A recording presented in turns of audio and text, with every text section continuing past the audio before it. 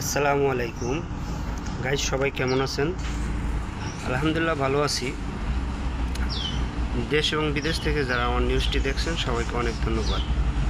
আজকে আমি যে প্রসঙ্গে আলোচনা করব সেটা হলো মালয়েশিয়া কর্মরত যারা আছেন এবং অবৈধ বা বৈধ বা যারা আছেন, নতুন পুরান সবাইকে সবার উদ্দেশ্যে একটা কথা বলবো যে আপনারা কেউ কোথাও বেরোইলে সাথে আপনাদের ডকুমেন্ট নিয়ে বেরোবেন এবং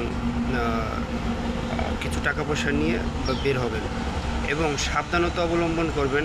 যদি কেউ গ্রামে যান খুব সাবধানে যাবেন, কোনো ট্যাক্সিতে যাবেন না, বিশেষ করে কোনো ট্যাক্সিতে তো যাবেনই না। যদি গ্রামেও যান সেটা নিজের গ্রাম পাকাই করে যাইবেন এবং মনে খুব সাহস রাখবেন, ঠিক আছে? ড্রাইভার কখনো হেনস্থার চেষ্টা করলে ডরাইবেন না, ঠিক আছে? কোনো ভাঙিয়ে পড়বেন না, ভাঙিয়ে পড়লে আপনার সব কিছু কিন্তু কাইরে নিয়ে যাবে। কারণ এই মালয়েশিয়া বর্তমানে একটা চক্র বের হয়েছে এরকম যে গাড়িতে উঠানোর পরে কই যাবে কী যাবে ভালো মন্দ জিজ্ঞাসা করার পরে কিন্তু সব কিছু খাইয়ে নিয়ে যায়।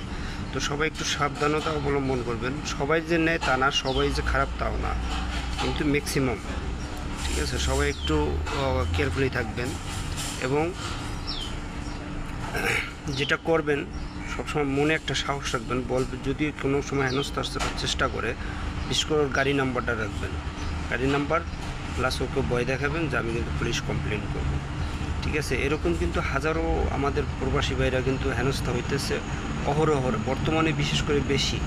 তো সবাই ভালো থাকবেন। আসসালামু আলাইকুম।